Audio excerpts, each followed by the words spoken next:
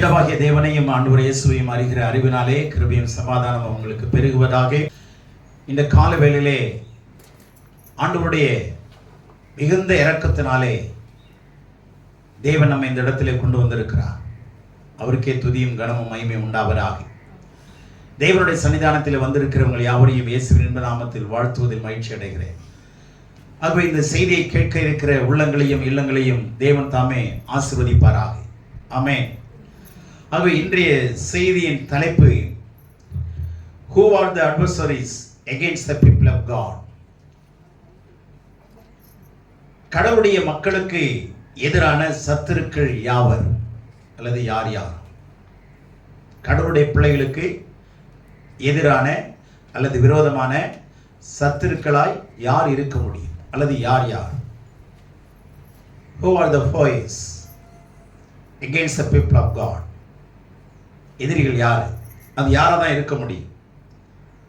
அப்படின்னு வேதம் நமக்கு என்ன சொல்லிக் கொடுக்குறங்கிறத செய்தியை நல்லா கவனிங்க, புரிந்து கொள்ளுங்க. இதில் நிறைய காரியம் உங்களுக்கு தெரியாததை நான் உங்களுக்கு தெரிய வைக்கிறேன். கவனமாக கேளுங்க. வீட்டுக்கு போய் ஒரு தடவைக்கு 4 தடவை கேளுங்க. எது வரைக்கும் புரிகிற வரைக்கும் கேளுங்க. ஆகவே பரிசுத்த ஆவியானவர் நம்மோடு கூட இடைவருவாராக. அதற்கு ஆதாரமாக யாத்திராகமத்தின் புஸ்தகம் 3ஆம் அதிகாரம் 9ஆம் வசனம் வாசிங்க. இப்பொழுதும் இஸ்ரவேல் புத்திரரின் கூக்குரல் என் சந்நிதியில் வந்து எட்டினது. எகிப்தியர் அவர்களை ஒடுக்குகிற ஒடுக்குதலையும் கண்டேன். இப்போ எகிப்தியர் அவர்களை ஒடுக்குகிற ஒடுக்குதலையும் கண்டேன். இஸ்ரவேல் ஜனங்கள் யாத்திராமத்துக்குள்ள, அதாவது எகிப்துக்குள்ள போகும் பொழுது எத்தனை பேர் இருந்தாங்கன்னா 70 பேர் தான். எகிப்துக்குள்ளே போகும் பொழுது 70 பேர். ஆனால் எகிப்துக்குள்ளே இவர் போகிற 30 ஆண்டுகளுக்கு முன்னதாக யோசேப்பு அங்கே இருந்தான்.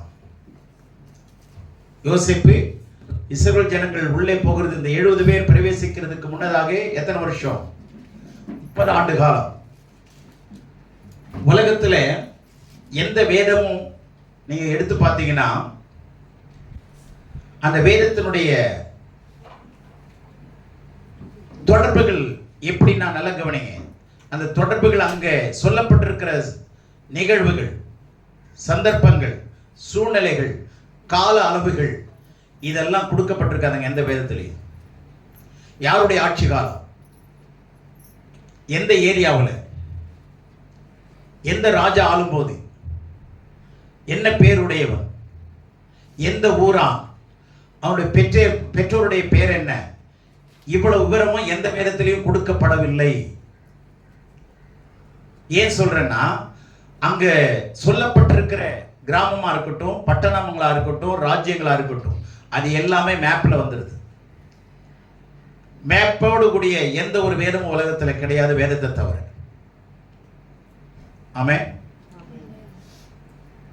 பூகோள ரீதியான மேப்னாவே பூகோள ரீதியானது.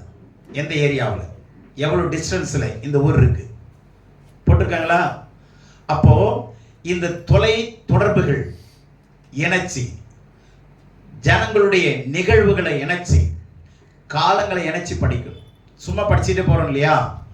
ஆனா நீங்க காலங்களை இணைச்சி படிச்சு பாருங்க, எவ்வளவு வேதம் ஆழமானதுங்கிறது புரியும்.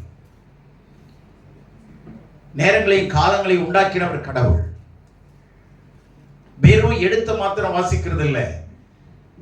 அர்த்தம் என்ன, யார் சொன்னது, எங்க சொன்னது, எந்த ஊர்ல சொன்னது,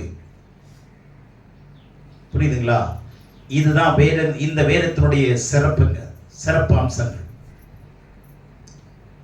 எகிப்து வல்லரசா இருந்த நாட்களிலே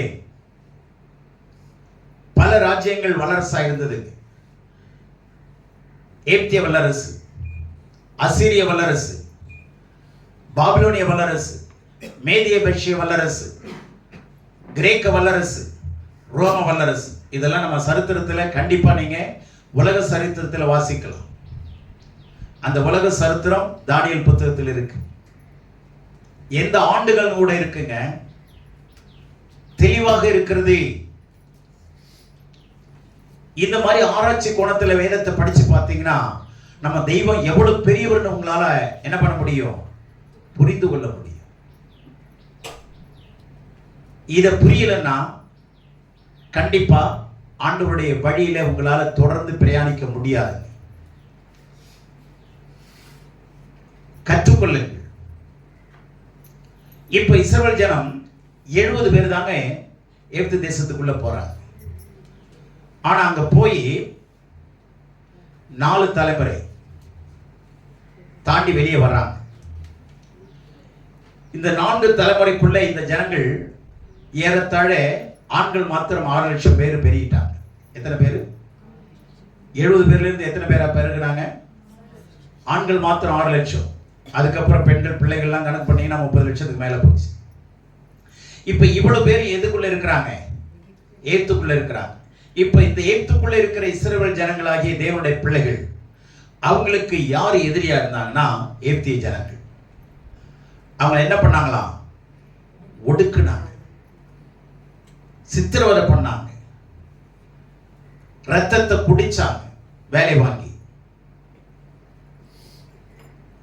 யார் இதெல்லாம் செஞ்சது? பார்வோன் ராஜா, அவனுடைய ஆட்சி காலத்துல தான் நடந்தது. அப்போ இஸ்ரவேல் ஜனங்களாகிய கடவுளுடைய மக்களுக்கு எதிரிகள் யாருன்னா ராஜாவாகிய பார்வோனும் அவனுடைய மக்களும். சரிங்களா? எகிப்துனாவே அடிமைப்படுத்துகிற ஒரு தேசம். அப்போ இந்த இஸ்ரவேல் ஜனங்கள் அங்கே அடிமைப்பட்டு கிடந்தார்கள். எத்தனை ஆண்டு காலம்? 400 ஆண்டு காலம். எத்தனை ஆண்டு காலம்? 400 ஆண்டுகள். சரியா 400 ஆண்டுகள். இதை ஆபிரகாமுக்கு வெளிப்படுத்துறார். உன் ஜனம் எகிப்தில் எத்தனை வருஷம்? 400 ஆண்டு காலம் என்ன பண்ணும்? அடிமையா இருப்பார்கள். தெளிவா முன்னாடியே சொல்றாருங்க. அதன்படியே அவங்க 400 ஆண்டு காலம் அங்கே எகிப்தில் அடிமைப்பட்டு போனார்கள். இப்ப அங்க இருக்கிற எதிரி யாரு? பார்வோனும் அவனுடைய மக்களும். சரிங்களா? இப்போ ஜனங்களை கடவுள் என்ன பண்றாரு? 3ஆம் அதிகாரம் 7ஆம் வசனத்திலிருந்து படிங்க. யாத்திராகமம் 3ஆம் அதிகாரம்.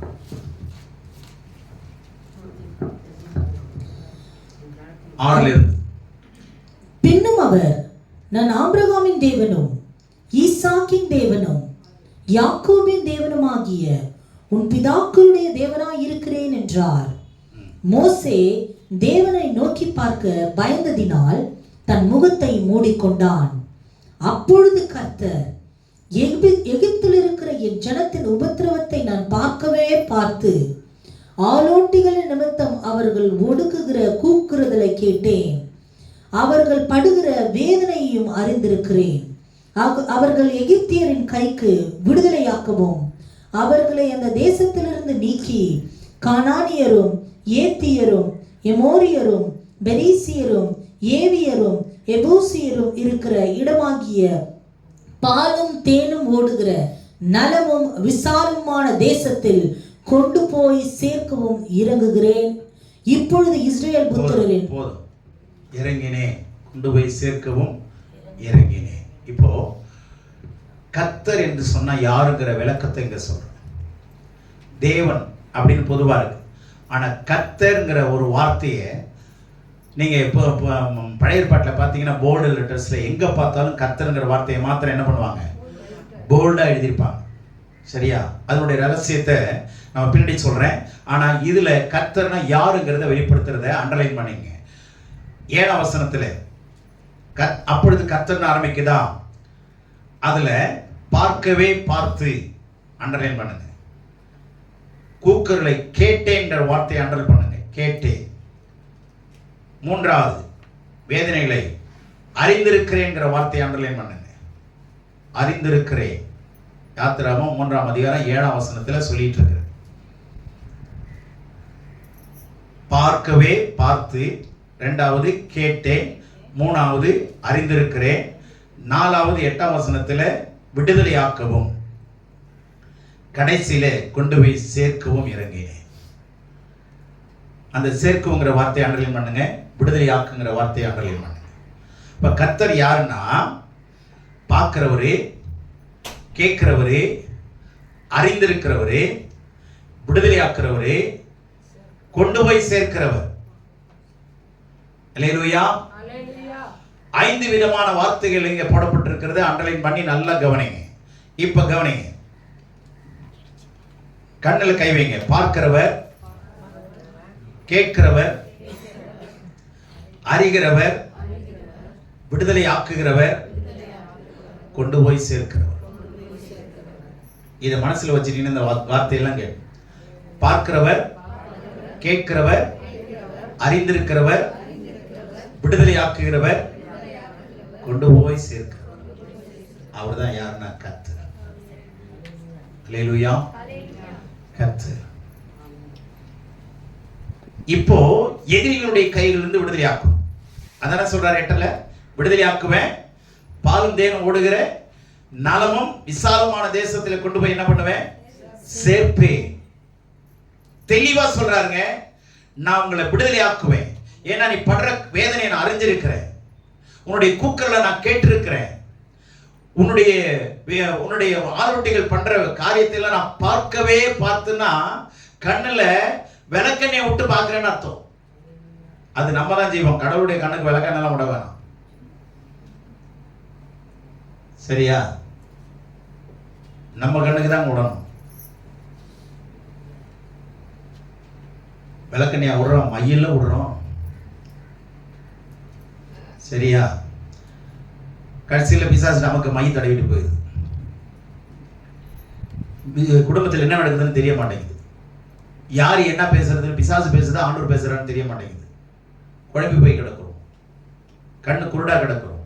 தேவனுடைய பிள்ளைகளே, பார்க்கிறவர், கேட்கிறவர், அறிகிறவர், விடுதலை ஆக்குகிறவர், கொண்டு போய் சேர்க்கிறவர்.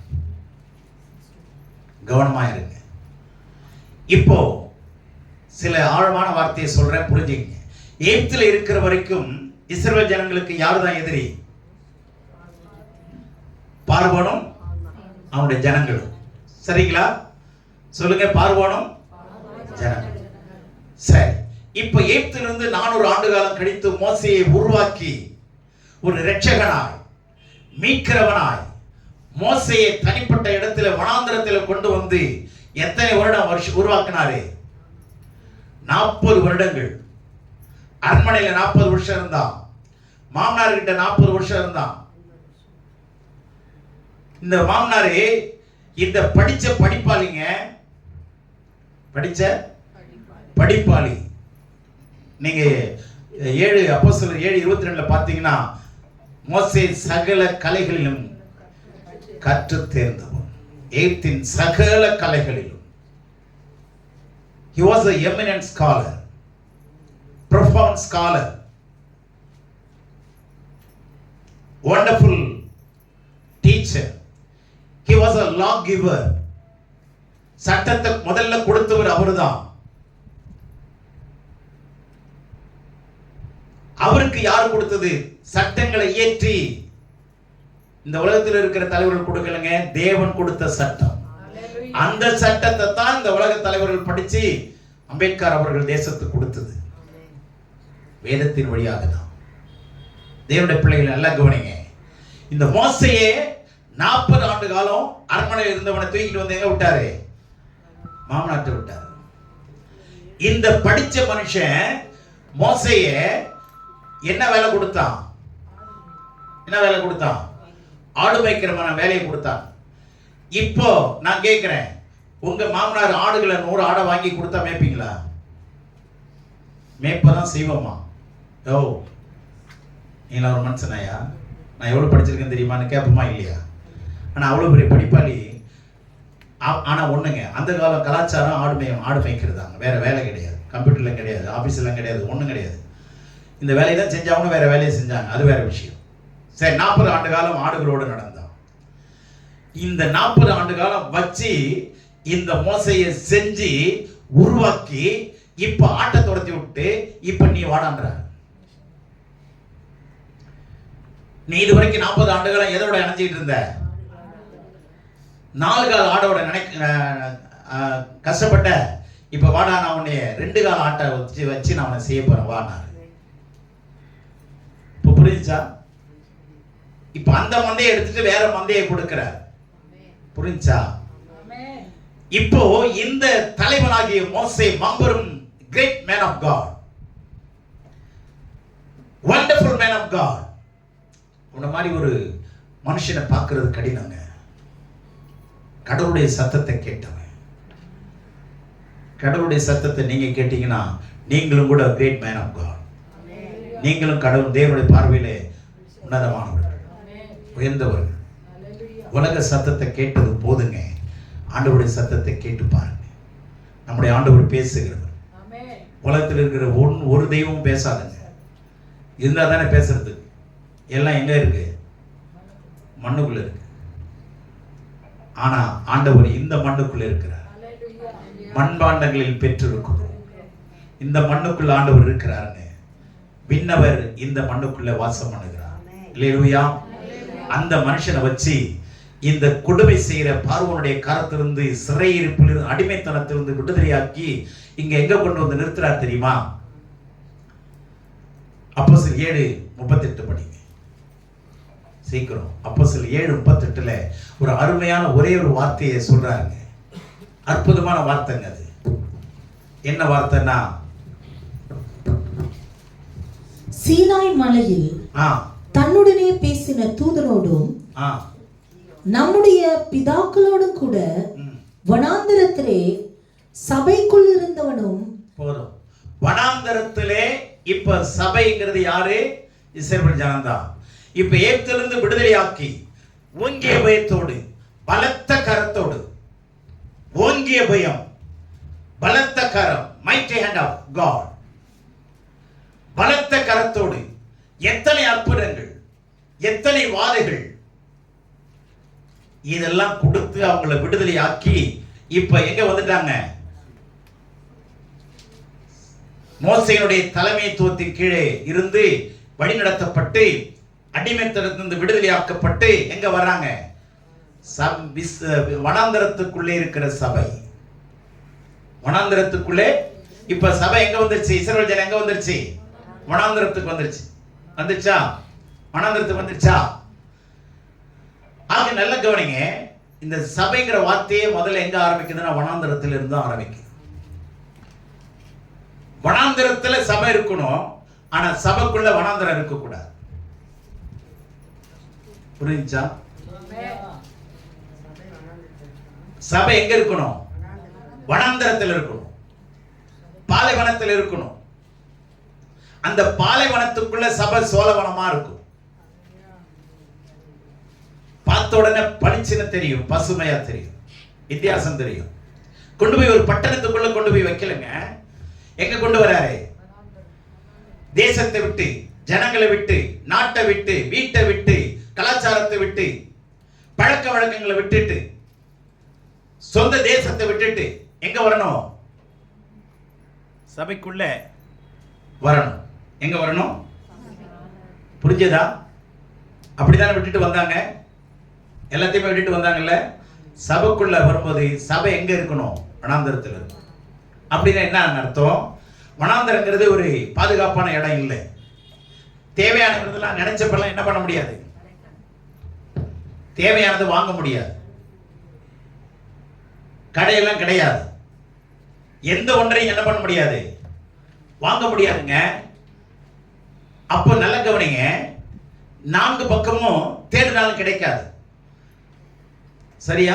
அது மாத்திரம் இல்ல, பாதுகாப்பான இடமும் இல்லை. பாதுகாப்பான இடமும் கிடையாது. அந்த இடத்துல எங்க கொண்டு வச்சாரு அப்படின்னா, இப்ப 100க்கு 100 மனுஷனை எங்கேயுமே பார்க்கவும் முடியாது, எந்த பொருளையும் வாங்க முடியாதுங்கிறப்ப யாரதான் நம்பி ஆகும்? கிழக்க, மேற்க, வடக்க, தெற்க 4 திசையிலையும் அடைக்கப்பட்டாச்சு. தூக்கி கொண்டாந்து நடுவில் வச்சுட்டாரு. இப்ப நீங்க எங்கதான் பார்க்க முடியும்? வானத்தை தாங்க பார்க்க முடியும். அல்லேலூயா. எங்கதான் பார்க்கணும்? எனக்கு ஒத்தாசை வரும் பர்வதங்களுக்கு நேராக என் கண்களை ஏறெடுக்கிறேன். அல்லேலூயா. வானங்களையும் பூமியும் படைத்த கர்த்தரிடத்திலிருந்து எனக்கு ஒத்தாசை வரும். இப்ப எங்க ஏன் வனாந்தரத்துக்கு கொண்டு வர வச்சாருன்னா, உங்க நம்பிக்கை முழுவதும் அவர் மேல இருக்கும். உங்களுடைய ட்ரஸ்ட் இருக்க, கான்ஃபிடன்ஸ், ஹோப், பிலீஃப் சிஸ்டம், இது எல்லாமே 100% யாரை தான் நம்பி இருக்கணும்? வேற கிடையாது. தண்ணி கிடைக்குமாங்க? எலக்ட்ரிசிட்டி கிடைக்குமா? பாதுகாப்பு கிடைக்குமா? ஒண்ணுமே கிடைக்காது. ஆனா எல்லாவற்றையும் பிரைவேட் பண்ணுகிறவர் ஆண்டவர். அப்ப என்ன அர்த்தம்னா, இயற்கையின் உலகத்திலிருந்து உங்களை விடுதலையாக்கி இயற்கைக்கு அப்பாற்பட்ட இடத்துல வச்சு உங்களை உருவாக்குறதுக்கு தான் வனாந்தரத்துக்கு கொண்டு வந்தார். ஆசிரியர்கள் எப்பொழுதுமே வகுப்புக்குள்ள வச்சு உங்களை உருவாக்குவாங்க. வகுப்புக்குள்ள வச்சு, கிளாஸ் ரூம்ல வச்சு என்ன பண்ணுவாங்க? ஆமா, உங்களை உருவாக்குவாங்க. ஆனா பயிற்சியாளர் இருக்கிறார்ல, கோச்சர் இருக்கிறாங்கல்ல, அவங்க எங்க வச்சு உருவாக்குவாங்க? கிரவுண்டுக்கு போகணுங்க. வீட்டை விட்டுட்டு, தூக்கத்தை விட்டுட்டு, அதுக்கான ட்ரெஸ்ஸை மாட்டிக்கிட்டு எல்லாரும் தூங்கிட்டு இருப்பாங்க. அங்க 5:30 மணிக்கு வர சொல்லுவார். போகணுமா இல்லையா? அங்க போனாதான் என்ன பண்ண முடியும்? சொல்லி கொடுக்க முடியும். புரியுதா? ஸ்கூலுக்கு போற நேரம் வேற, டீச்சர்கிட்ட போற நேரம் வேற, கோச்சர்கிட்ட போற நேரம் வேற. புரிஞ்சதா? டீச்சர்கிட்ட கோச்சிக்கலாம், கோச்சர்கிட்ட கோச்சிக்க கூடாது. பார், இப்படி எல்லாம் சொல்லி கொடுக்காத அப்படின்னா போயிட்டுடான்றார், நாளைக்கு வராதுன்றவார். சரியா? டீச்சர்கிட்ட கோச்சிக்கலாம் என்ன பண்ணுவாங்க? தட்டி கொடுத்து மறுபடியும் என்ன பண்ணுவாங்க? கொண்டு வருவாங்க. ஆனால் கோச்சர்கிட்ட என்ன பண்ணக்கூடாது? பேச மாட்டீங்களே. ஆமா, சொல்லுங்க பக்கத்துல, கோச்சிக்காதீங்க. கோச்சிட்டா வனாந்தரத்துல போற வழி உங்களுக்கு அங்க கெதியும் கிடையாது. வேற அங்க என்ன சொல்ல, என்ன விட்டாலும் விதி இல்லை, அப்பால போனாலும் கெதி இல்லைங்கிற மாதிரி தான் கொண்டு வச்சிருவாரு. நீங்க கோச்சிட்டு கிளம்புனீங்க, புரிஞ்சுச்சா? கோச்சற்ற எந்த காரணத்தை கொண்டு என்ன பண்ணக்கூடாது? கோச்சுக்க கூடாதுங்கிற தீர்மானத்தை போயிடுங்க. அப்பதான் மானம் போவாது. உங்க மானம் நீங்க எடுக்கிற தீர்மானத்தில் இருக்கு. என்ன நடந்தாலும் நான் கோச்சிக்க மாட்டேன் ஆண்டவரே, என்ன திட்டினாலும் நான் என்ன பண்ண மாட்டேன். வாய் திறந்து சொல்லுங்களேன், உங்க திருவாயை திறந்து சொல்லுங்க. கோச்சிக்கவே மாட்டேன். இது உண்மைங்க. அது உண்மையா இல்லையா? இல்ல சார், நான் 5:30 வர மாட்டேன், 6க்கு தான் வருவேன் சொல்லி பாருங்களேன். கோச்சிட்ட என்ன சொல்வாரு? வேற ஆளை பார்த்துக்குப்பா, இந்த வராது சொல்லுவாரா? அப்ப கவனிங்க, உங்களுக்கு விருப்பமானபடி கோச்சரை மாற்ற முடியாது. அவருக்கு விருப்பமானபடிதான் நீங்க மாறணும். புரிஞ்சா? வேற வழியே கிடையாது. வனாந்தரத்தில் மாறிதான் ஆகணும். சோறு தண்ணி கிடைக்காத. நீங்க என்னதான் கோச்சிக்கிட்டீங்கன்னா என்ன கிடைக்காது அங்க? ஆமா, காஞ்சி போயிடும். ஏற்கனவே காஞ்சி போன இடத்துல கொண்டாந்து வச்சிருக்கிறாரு. நீங்க அவர்கிட்ட கோச்சிங்கன்னா வாய் வயிறெல்லாம் காஞ்சி போயிடும். தயவு செய்து ஒத்து போங்க. என்ன பண்ணோம்? மாப்பிள்ள தான் யாருக்கு தாலி கட்டணும்? பொண்ணுக்கு. இல்ல ஒன்ன நினைச்சு நானே கட்டிக்கிறேன்னு பொண்ணு கட்டிக்கிட்டான்னு வச்சுங்க. ஒன்ன நினைச்சு நானே கட்டிக்கிறேன் அப்படின்னா இதை நீ தாலி நீ கட்டிக்கலாம். ஆனா தாலி கட்ட போறவனை ஏத்துக்கணுமா இல்லையா? சொன்னது புரிஞ்சுச்சா? உங்க விருப்பம் வெறுப்பெல்லாம் அங்க வனாந்தரத்துல காட்ட முடியாது. அதுக்குதான் முடிவு அங்க வச்சார். நீ என்னதான் எஸ்கேப் ஆகணும்னு நினைச்சா கூட வனாந்தரத்துல என்ன பண்ண முடியாது? பகர் ஓட முடியாது, தப்பிக்கவே முடியாது. அதுக்கு நம்ம ஆண்டவர் நம்மளை பத்தி தெரியுமா தெரியாதா? நம்மளை படைச்சவர் இல்ல, இவன் என்ன நோக்கத்தோட வரான்னு தெரியுமா தெரியாதா? நீ எப்படிப்பட்ட ஆளை எவ்வளவு குடைச்சல் கொடுப்பேன்னு தெரியுமா தெரியாதா? தெரியுங்க. தெரிஞ்சுதாங்க கொண்டு போய் எங்க வச்சாரு? சபைய வனாந்தரத்துல வச்சாரு. ஆனா ஆதாமை ஏவாளை எங்க வச்சாரு? ஏதேன் தோட்டத்துக்குள்ள வச்சாரு. கவனிங்க, குடும்பத்தை தோட்டத்துக்குள்ள வச்சவருக்கு சபையை கொண்டு போய் எங்க வச்சாரு? சரீர பிரகாரமா நீ எதை வேணாலும் சாப்பிட்டுக்கோ, சந்தோஷமாயிரு. ஆனா ஆன்மீக பிரகாரமா வரணும்னா நீ தோட்டத்திலிருந்து வெளியே வந்து வனாந்தரத்துக்கு வந்து. This is the perfect will of God. இதுதான் தேவனுடைய திட்டம். அல்லேலூயா. வீடுனா எங்க இருக்கணும்? தோட்டத்துக்குள்ளே இரு. அந்த வேலையடைக்கப்பட்ட தோட்டத்துக்குள்ளே இரு. சரிங்களா? ஆனா சபைனா எங்க வந்துடணும்? வனாந்தரத்துக்கு வரணும். அங்க உன் ஆத்துமா உருவாக்க போறேன். உன்னை என்ன மாதிரி உருவாக்கணும்னா வனாந்தரத்துக்கு வந்துரு. அங்க கோச்சட்டு என்ன பண்ணக்கூடாது? மறுபடியும் சொல்லுங்க, பக்கத்துல பார்த்து சொல்லுங்க. மாடி பரிசுத்த வாட்டிய, நல்ல மனுஷிய, நல்ல மனுஷனே என்ன பண்ணக்கூடாது சொன்னீங்களா? பிரதர் சொன்னீங்களா? எப்பா கோச்சட்டு என்ன பண்ணாத சொல்லுங்களேன். கோச்சட்ட ஆமா கலையா பக்கத்துல சொல்லுங்க ஐயா. கோச்சட்டு என்ன பண்ணாதீங்க, கோச்சிக்காதீங்க. ரொம்ப வம்பு பிடிச்ச இடம். அவர் சொல்றபடி தான் நீங்க ட்ரெஸ் பண்ணணும். அவர் சொல்ற நேரத்துக்கு தான் நீங்க வரணும். அவர் சொல்றபடி தான் உங்களுடைய பாடியை மாத்தணும். அங்க என்ன பண்ணக்கூடாது? ஆமா, இத வலியுறுத்தி சொல்றேன். இப்ப வனாந்திரத்துல வச்சுட்டாரு. சபை வனாந்திரத்துக்குள்ள வந்துருச்சு. இப்போ வனாந்திரத்துக்கு வந்தவன எதிரிகள் யாரு? நல்ல கவனிங்க. இப்ப யாரு கிடையாது?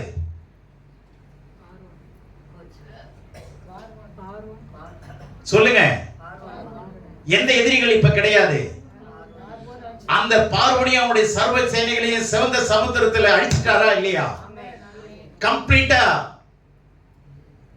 அழிக்கப்பட்டதா இல்லையா? ஒருத்தவங்க நம்ம எஸ்கேப் ஆனானா?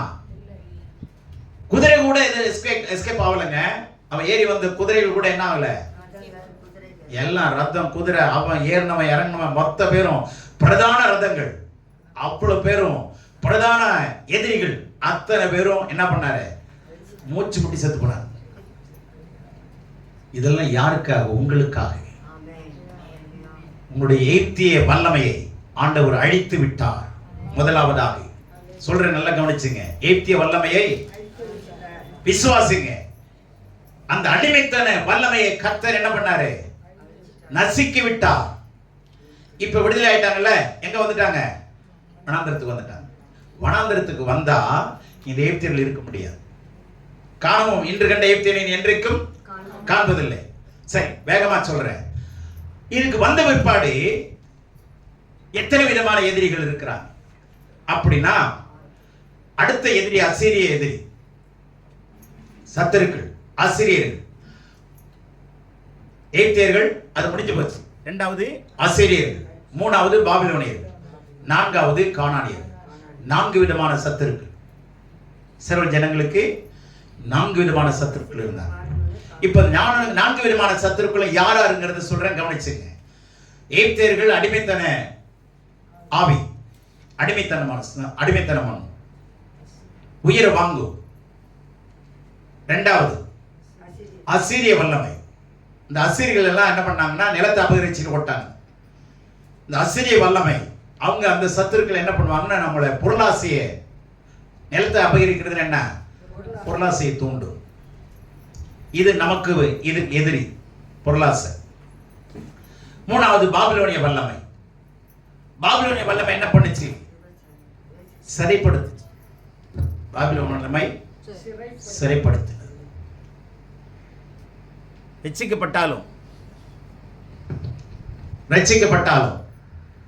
ரட்சிக்கப்பட்ட ஜனங்கள் இன்னமும் சிறையில் இருப்பாங்க. என்ன விதமான சிறை? பல விதமான சிறை இருக்கா இல்லையா? பொறாமை, எரிச்சல், கோபம், பகைமை, விரோதம், கலகம், முறுக்கிக்கிறது. இதெல்லாம் வித்தியாசமான ஒரு ரகங்க. அது முறுக்கு அப்படின்னு கேட்கறது. இதெல்லாம் வந்து வித்தியாசமான ஆவிகள், அடிமை. அது என்னுடைய பிறவி குணங்க அது அப்படிம்பாங்க. இதெல்லாம் வந்து இப்படிப்பட்ட சிறைவாசம். பாபிலோனுக்கு முன்னாடி என்ன பண்ண முடியாது. அவனுக்கு முன்னாடி இருந்தா தூக்கி எங்க போட்டுருவான்? சூளையில எரியிற சூளையில போட்டுருவான். புரியுதா? சிறைப்படுத்துகிற ஆவி. கடைசியா கானானுடைய ஆவி. கானானியர் அங்க 7 விதமான ஆவிகள் இருந்தது. அந்த கானானுடைய ஆவி அங்க என்ன பிரச்சனைனா பச்சாரம், வேசித்தனம், அடுத்தது கலப்பு திருமணம், இன்டர் மேரேஜ், விசுவாசிக்கும் அவிசுவாசிக்கும் சம்பந்தம், இருளுக்கும் வெளிச்சத்துக்கும் சம்பந்தப்படுத்துறது, சடங்குகளையும் சத்தியத்தையும் இணைக்கிறது. சத்தியம் என்ன சொன்னாலும் சடங்கு செஞ்சுதாங்க ஆகணும். என்னதான் வீடு மாத்தினாலும் பால் காய்ச்சாம வீடு மாத்தலாமா?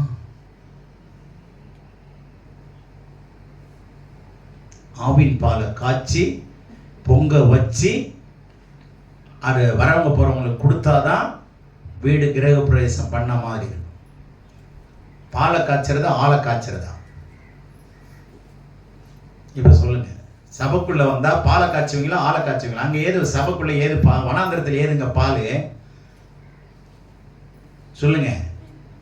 இப்ப பாலை காய்ச்சறதா ஆளை காய்ச்சறதா? இப்ப என்ன பாட்டு பாடுறோம்? என்னுள்ளம் தேவன் பால் பொங்கி வழியுதே. புரியுதா? என் உள்ளம் தேவன் பால், தேவனுடைய அன்பு பொங்கி வழி. ஆனா என்ன பண்ணணும்? நியாயப்படி எப்படி பாடணும் தெரியுமா? என்னில்லம் ஆவின் பால் பொங்கி வழியுதே, அப்படிதானே பாடணும். ஏன்னா வீட்டை எதை வச்சுதான் நம்ம திறக்கிறோமே. ஆமா, அதை பொங்க வச்சுக்கிட்டு ஆனா இந்த பாட்டை பாடுறது எவ்வளவு ஏமாத்து வேலை பார்த்தீங்களா? அப்ப இந்த சடங்குகளும் சத்தியங்களும் இணையாது. சடங்கும் சத்தியம் என்ன பண்ணாது? ஒரு நாளும் இணையாது, இணைக்கப்படவும் முடியாது. இப்ப கவனிங்க, இந்த 4 விதமான சத்துருக்கள் சொன்னேன். ஏத்திய சத்துரு, அசீரியன், பாபிலோனியன், கானானிய சத்துரு. இந்த 4 சத்துருக்களை கவனிச்சு பார்த்தீங்கன்னா இந்த ஒரு சத்துருவை, எகிப்திய சத்துருவை ஒன்னதாங்க சிலுவையில ஜெயிச்சார். நல்லா புரிஞ்சுங்க. எகிப்திய சத்துருவை ஒன்னதான் சிலுவையில ஜெயிச்சார். அடிமைப்படுத்துகிற நிலைமையில் இருந்து ஆண்டவர் அடிமைத்தனத்திலிருந்து விடுதலை ஆக்குகிறவர். பாவத்தின் அடிமைத்தனத்திலிருந்து வந்துரு ரட்சிக்கப்பட்டது. சரியா? அதுக்கப்புறம் இந்த 3 சத்துருக்களை ஜெயிக்கணும்னா நீ சபைக்குள்ள வந்துடணும். எத்தனை பேருக்கு புரியுது? இல்லைங்க, நான் ஆன்லைன்லயே நான் மெசேஜ் எல்லாம் கேட்டுக்கிறேங்க. இப்போ ஆன்லைன்லயே எனக்கு பிரயோஜனமா இருக்குங்க. கேட்குறாங்களா இல்லையா? இது எங்கேருந்து வந்தது? இந்த பழக்கம் எங்கேருந்து வந்தது? எப்பயிலேருந்து வந்தது? கொரோனாலேருந்து வந்தது. புரியுதா உங்களுக்கு? கொரோனா காலத்தில் வீட்டிலே இருந்து ஆன்லைனில் கேட்டுக்கிட்டாங்க. இப்போ அதை பழகி போச்சு. ஆன்லைன்லேயே நாம் கேட்குறோம் பிரதர், பாஸ்டர். அப்போ நான் அவங்களுக்கு நான் என்ன சொல்லுவோம்? ஆன்லைன்லேயே கர்த்தர் வருவாரா பாருங்க, தலையை உள்ளே விட்டுக்கிட்டு பாருங்க. டிவிக்குள்ள தலையை உள்ளே விட்டுக்கிட்டு பாருங்க, ஆண்டவர் வருவார். அப்பயே உள்ளே புந்து போயிருங்க. இதெல்லாம் நடக்குமா? நீங்க உருவாக்கப்படணும். இந்த 3 விதமான பச்சார் ஆவிகள், வேசித்தன ஆவிகள், சரிப்படுத்துகிற ஆவிகள், பொருளாச ஆவி, இதெல்லாம் ஜெயிக்கணும்னா சபைக்குள்ள நீங்க வந்து சத்தியத்தை கேட்டாதான் இதை ஜெயிக்க முடியும். அதனாலதான் இந்த சத்தியம் தெரியாதனாலதான் நிறைய தேவனுடைய பிள்ளைங்க விபச்சாரத்துல மாட்டிடுறாங்க, வேசித்தனத்துல மாட்டிடுறாங்க. பொருளாசை இது இல்லைங்க, பொருளாசைங்க. பொருளாசைங்கிறது என்ன? விக்கிரகம். பொருளாசையாகிய விக்கிரகம். பொருளாசை உயிரை வாங்கும். சரிங்களா? பொருளாசை என்னது? தேவனுக்கு விரோதமான பாவம்.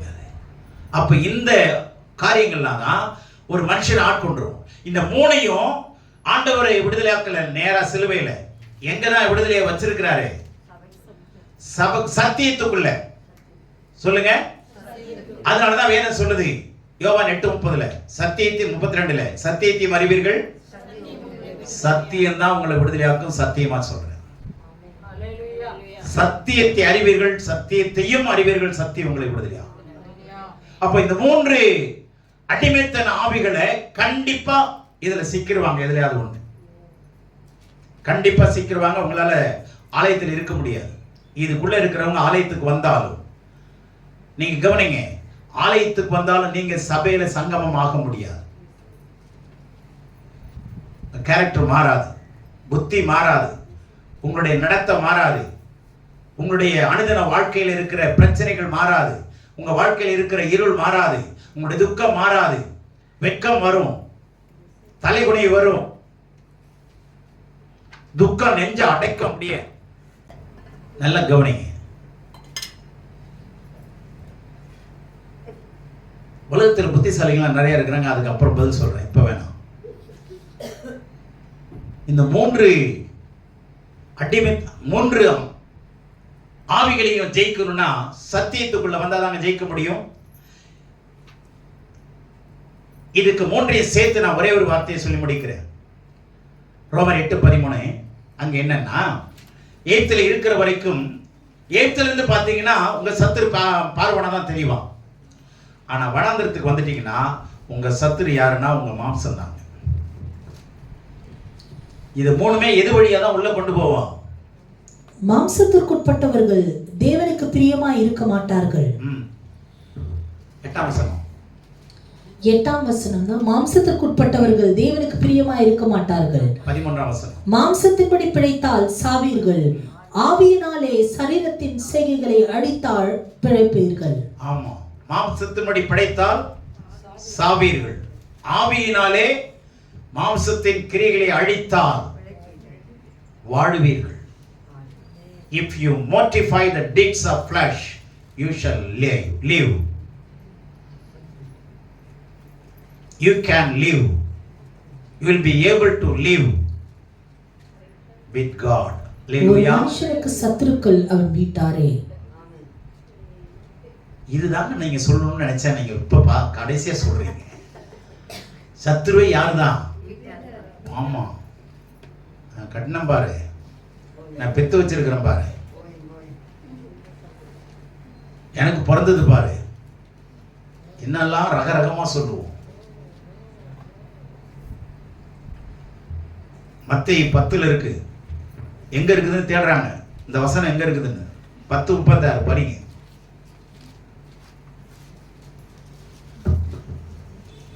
சீக்கிரம் படிங்க. ஒரு மனுஷனுக்கு சத்துருக்கள் அவன் வீட்டாரே. ஒரு மனுஷனுக்கு சத்துரு எங்கதான் இருக்கு? ஆமா,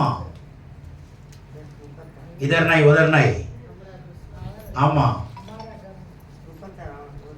दुश्मन हमार बगल में है, दुश्मन हमार बगल में है. எங்க தான் இருக்கிறான்? அக்கல்லே இருக்கிறான். இதெல்லாம் வேதம் சொல்லுது. உங்க சத்துருவே உங்க மாம்சம் தான். உங்க சத்துருவே உங்க மாம்சம் தான். கடவுளுடைய பிள்ளைகளை எகிப்திலிருந்து பார்த்தீங்கன்னா பார்வோன் தெரியுமா?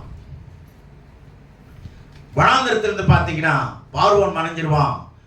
உங்க மாம்சம் தான் தெரியும். விளங்குதா? இப்ப மாம்சத்தின் கிரியைகள் இருக்கா? இதை அழிக்கணும்னா உங்களாலையும் அழிக்க முடியாது, என்னால அழிக்க முடியாது. ஒருவனும் தன் ஆத்மாவை காக்க முடியாது. சரியா? அப்ப எப்படிதான் காக்க முடியும்? தெய்வத்தினுடைய பலத்தினாலதான். சரியா சொல்ல போன ஆண்டவருடைய கட்டளைகளினாலதான். கட்டளைகள் கீழ்ப்படிகிறதுனாலதான் நீங்க ஜெயிக்க முடியும். கட்டளைகளையும் பிரமாணங்களையும் ஏற்றுக்கொண்டு கீழ்ப்படிந்தாதான் இந்த 3 வகையான பிசாச ஆவிகளை ஜெயிக்க முடியும். 1 யோவான்ல சொல்லப்பட்டிருக்கு என்ன தெரியுங்களா? மாம்சத்தின் இச்சை, ஜீவனத்தின் பெருமை, கண்களின் இச்சை. அங்க 3. இது 3 இதோட இணைஞ்சதுதான். கண்களின் இச்சை, மாம்சத்தின் இச்சை, ஜீவனத்தின் பெருமை. இது 3 நான் சொன்ன இந்த பாபிலோனிய அல்லது அசீரிய அல்லது கானானிய ஆவிகள்ல இது 3 இணைஞ்சிரும். ஒன்னோட ஒண்ணு இணைஞ்சிரும். கானானிய ஆவிகள்லாம் கண்ணோட சரீரத்தோட இணைஞ்சிரும். தேசித்தனம். இதுதான் யோவான் மாத்தி சொல்றாரு. சரீரத்தினுடைய உன்னுடைய சத்துருவே இதுதான். கண்களின் இச்சை, ஜீவனத்தின் பெருமை, மாம்சத்தின் இச்சை. இதை ஜெயிக்க நம்மளால முடியாதுங்க. ஆனா சபைக்குள்ள யாரு சபை ஏற்படுத்தினா? கடவுளை ஏற்படுத்தினார். அந்த சபைக்குள்ள எதை கேட்கணும்? சத்தத்தை கேட்கணும். சத்தியத்தை படிக்கணும், சத்தத்தை கேட்கணும். சொல்லுங்க. சத்தியத்தை படிக்கணும். கையில் எடுத்து சொல்லுங்க. சத்தியத்தை படிக்கணும். இதுக்குள்ளே இருந்து கர்த்தருடைய சத்தத்தை கேட்கணும். தண்ணிக்குள்ள நடந்தீங்கன்னா சில்லுன்னு இருக்கும். ஆனா நடக்கிற சத்தம் கேட்க முடியும்ல? கேட்க முடியுமா முடியாதா? முடியுமா முடியாதா? படிக்கிறீங்களே, கர்த்தருடைய சத்தம் கேக்குதா? கர்த்தருடைய சத்தம் கேக்குதா? கேட்கும். யாருக்கு கேட்குங்கிறதான பிரச்சனை. கேட்கும். படிக்கிற எல்லாருக்கும் கேக்குதா?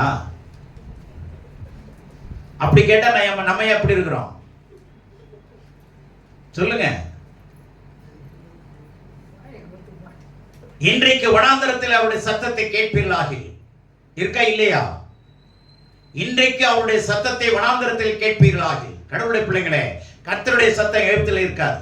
நீங்க எகிப்தில் இருக்கிற வரைக்கும், அடிமைப்பட்டு இருக்கிற வரைக்கும், உங்க சொந்த சரீரத்துக்கு அடிமைப்பட்டு இருக்கிற வரைக்கும், உங்க பழக்கங்களுக்கு அடிமைப்பட்டு இருக்கிற வரைக்கும், தூக்கத்துக்கு எத்தனை பேர் இன்னைக்கு தூக்கத்தினால சபைக்கு வராம இருக்கிறாங்க? எத்தனை பேர் சரீர நிமித்தம், வேலை நிமித்தம் ஜெபத்துக்கு வர முடியாம இருக்கிறாங்க? பிசாசு எங்கேயாவது கொண்டு போய் லாக் பண்ணிடுது. நம்ம அதுக்கு உஷாரா இருந்து ஜெபம் பண்ணணும். நீங்க பஸ் வருது, திடீர்னு ஏறிட்டீங்க, அது பார்த்தா லேடி ஸ்பெஷலா இருக்கு, என்ன பண்ணுவீங்க? பரவாயில்ல அந்த உட்கார்ந்துங்கன்னு சொல்லுவாங்களா? சொல்லுங்களேன். போறவனுக்கு வேணா பரவாயில்ல அப்படின்னு நினைக்கலாம்.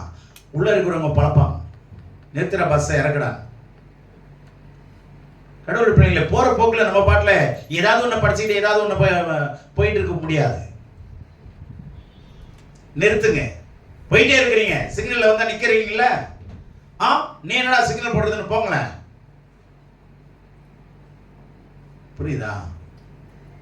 தேவனுடைய பிள்ளைகளே, நல்லா கவனிங்க. நிக்கணும். எது வரைக்கும்? எல்லோ வர வரைக்கும் நிக்கணும். எல்லோ வந்தோடனே ஆயத்தமாகணும், கிரீன் வந்தோடனே புறப்படும். அப்படிதானே? அது மாதிரி இதுல கிரீன் சத்தம் கேட்கிற வரைக்கும் படிங்க. ஆண்டவர் என்னோட பேசுங்க. நம்முடைய ஆண்டவர் பேசுறவரா இல்லையா? அப்ப ஏன் பேசுறதை கேட்க மாட்டேன்றீங்க? அப்ப என்ன?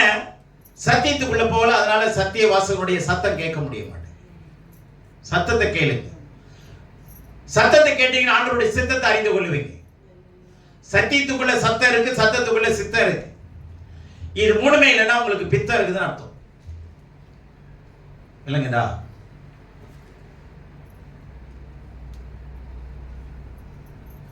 ஆண்டவர்கிட்ட பேசுறத முறைய பேச கத்து. எப்படி ஜெபம் பண்ணணும்னு கத்து. என்னம்மா பிரச்சனை? டாக்டர்கிட்ட வந்துருச்சு. என்னம்மா பிரச்சனை? நாய் கடிச்சிச்சு. எங்கம்மா கடிச்சிச்சு? 3வது தெருவில். ஏய், நாய் கடிச்சதுன்னு தான் இங்க வந்த, ஆனா எங்க கடிச்சதுன்னா பதில் என்னது? இப்போ டாக்டர் 3வது தெருவுக்கு போகணுமா?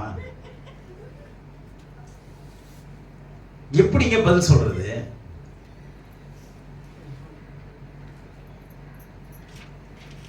கட்டி வலிக்குதுங்க. எங்கம்மா கட்டி? உட்கார்ற இடத்துல தள்ளி உட்காந்துக்கோ. சரியா போச்சா? கடவுள்கிட்ட எப்படி பேசணும்னு தெரிய மாட்டேங்குதுங்க. ஏன்னா சத்தியத்தை படிக்கிறது இல்லை. அங்க இருந்து கடவுளுடைய சத்தத்தை கேட்கறது இல்லை. நமக்கு அது நேரம் இல்லையே. இது நமக்கு என்ன பிரச்சனை தெரியுமா? இதே கொஞ்ச நேரமே படிக்கிறதே பெரிய விஷயம். நான் காலங்களில் நின்று அப்படியே நின்ன நிலைமையில பார்த்துட்டு ஓடுறேன். இதை வேற நான் எங்க உட்கார்றது? எங்க உட்கார்றது சொல்லுங்க. அப்ப இளைப்பாறுதல் கிடைக்காது. அதனால நல்ல கவனிங்க. எகிப்துக்குள்ளேயே இருந்தீங்கன்னா உங்களுக்கு பார்வோன் கண்ணுல பட்டுக்கிட்டே இருப்பான், இருந்துகிட்டே இருப்பான். நித்திய கண்டம் என்ன சொல்லுவாங்க? பூரண ஆயுசு. டெய்லி சாவும், ஆனா பூரண ஆயுசு. டெய்லி சாப்பிடாம. அப்ப என்ன பண்றது? கடவுளுடைய பிள்ளைங்க நல்லா கவனிங்க. மாம்சம் சபைக்குள்ள வந்தாதாங்க மாம்சம் போகும். ஆமென், அல்லேலூயா. சபைக்குள்ள அப்பப்ப எப்பயாவது வரதா இருந்தா மாம்சம் நிச்சயமா உயிரோட இருக்கு. அவன் அழிக்க முடியாது. எங்களுடைய போராட்டங்கள் மாம்சத்துக்கு ஏற்றவர்களாக இராமல் அவைகளை நிர்மூலமாக்குவதற்கு தேவபலம் உள்ளதாக இருக்கிறது. எங்களுடைய இதுவே என்னதான்? தேவபலன். சபைக்குள்ள வந்தாதாங்க தேவபலன் கிடைக்கும். அங்க நிலைச்சு நில்லுங்க. நிலைச்சு நில்லுங்க. கர்த்தர் உங்களோடு கூட உலாவி உங்களை சுத்தமாக்கும்படி, உங்கள் சத்துருக்கள் இருந்து விடுதலையாக்கும்படி கர்த்தர் உங்களை ஆசீர்வதிப்பார்னு சொல்லி உபாகமத்தின் புஸ்தகம் 23:14 படிங்க, முடிச்சுங்க. உபாகமம். உன் தேவனாகிய கர்த்தர் உன்னை ரட்சிக்கவும், உன் தேவனாகிய கர்த்தர் உன்னை விடுதலையாக்கவும், உன் சத்துருக்களை உனக்கு ஒப்பு கொடுக்கவும், உன் சத்துருக்களை உனக்கு ஒப்பு கொடுக்கவும், உன் பாளையத்துக்குள்ளே உலாவிக் கொண்டிருக்கிறார். உன்னுடைய வீட்டுக்குள்ளே, உன்னுடைய பாளையத்துக்குள்ளே, உன்னை சுற்றி இருக்கிற இடத்துக்குள்ளே என்ன பண்ணி கொண்டிருக்கிறார்? உலாவிக் கொண்டிருக்கிறார். ஆகையால் அவர் உன்னிடத்தில் அசூசியான காரியத்தை கண்டு, அசுத்தமான காரியத்தை கண்டு உன்னை விட்டு போகாதபடிக்கு, உன்னை விட்டு அவர் விலகி போகாதபடிக்கு உன் பாளையம் சுத்தமாய் இருக்க கடவது, உன்னுடைய ஏரியா சுத்தமாய் இருக்க கடவது. உன்னுடைய பாளையம். இப்ப ஆண்டவர் எங்க இருக்கிறாரு? இதுக்குள்ள இருக்கிறார்.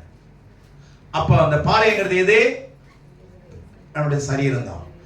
அந்த சரீரம் எது? ஆண்டவருடைய ஆலயம். அப்ப இந்த ஆலயத்தை என்ன பண்ணக்கூடாது? ஒருவன் கெடுத்தால் தேவன் அவனை கெடுப்பார். ஏனென்றால் நாம் தேவனுடைய ஆலயமாய் இருக்கிறோம். We are the temple of our living God. ஜீவனுள்ள தேவனுடைய ஆலயமாய் இருக்கிறோம். இதை ஒருவன் என்ன பண்ணக்கூடாது? கெடுக்காதீங்க. ஃபாஸ்ட் ஃபுட்டை தின்னுட்டு ஃபாஸ்டா போயிடறான்.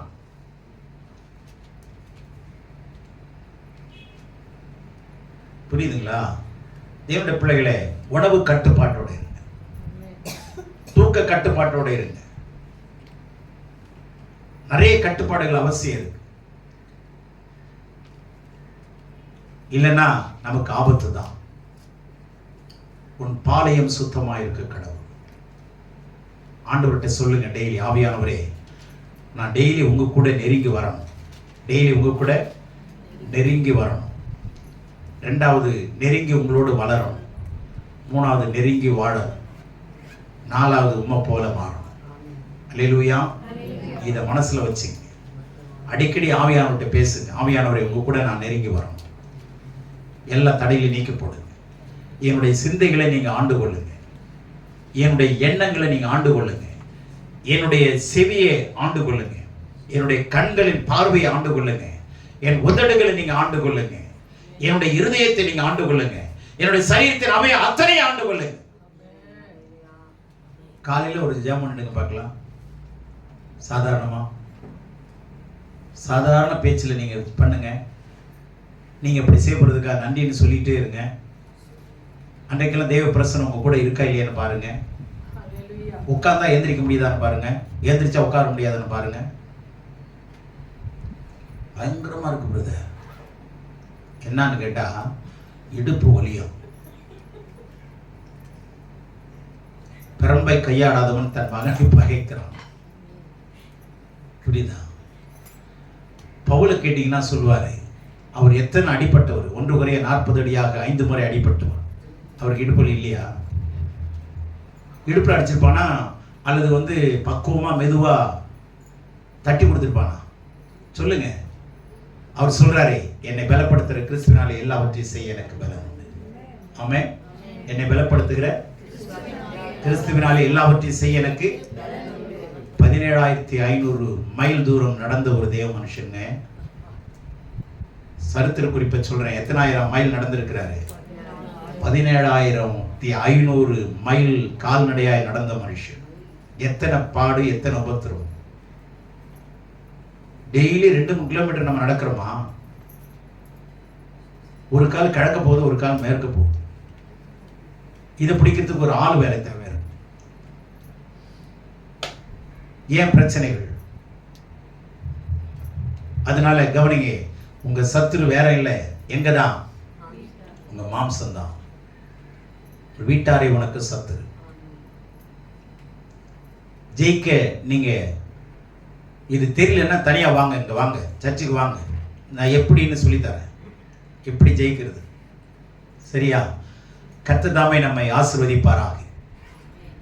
அதனால உன் சத்துருக்களை கர்த்தர் என்ன பண்ணுவார்னா, நீ ஜெயிக்கணுங்கிறத ஆண்டவர் விட்டு வச்சிருக்கிறார். ஆண்டவரே எல்லாத்தையுமே சிலுவையில் என்ன பண்ணல? எல்லாத்தையுமே செஞ்சிட்டாருன்னா அப்புறம் நம்ம என்னதான் செய்யறது?